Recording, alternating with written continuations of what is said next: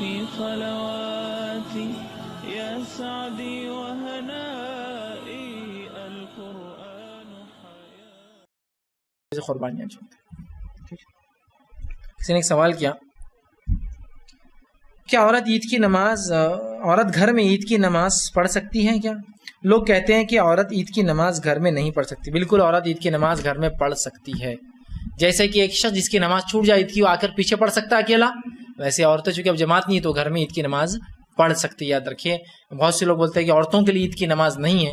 اس کی دلیل یہ ہے کہ وہ کہتے ہیں کہ عید کی نماز عیدگاہ میں یا مسجد میں ہوں گی، امام ہوں گا، محلہ جس بستی میں اس بستی کی تعداد 50 افراد سے زیادہ کی ہو، وہ قریہ نہ ہو بلکہ ایک بستی یا شہر ہو.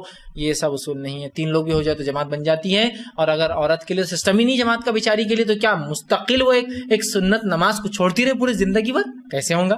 گھر میں پڑھ لے اپنا. گھر میں عورت نماز پڑھ سکتی ہے.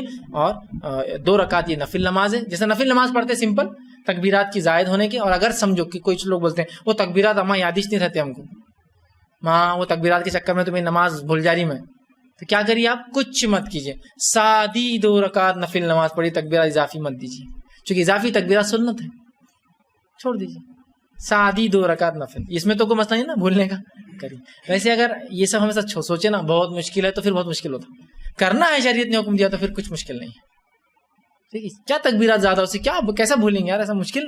اور جو عورتیں یہ بول رہی کہ ہم تکبیرات بھول جاتے، صلاۃ التسبیح برابر یاد رہتا، 10 بار پڑھنا ہو، 300 بار پوری 4 رکعت میں ہونا. اب اتنا مشکل کام یاد رکھتے تو 12 تکبیرات کیسے یاد نہیں آتے؟ خیر پھر بھی نہیں ہوتے ہیں تو سمپل 2 رکعت نفل جیسی پڑھتے ہیں ویسی اس کو پڑھ لیجیے انشاءاللہ.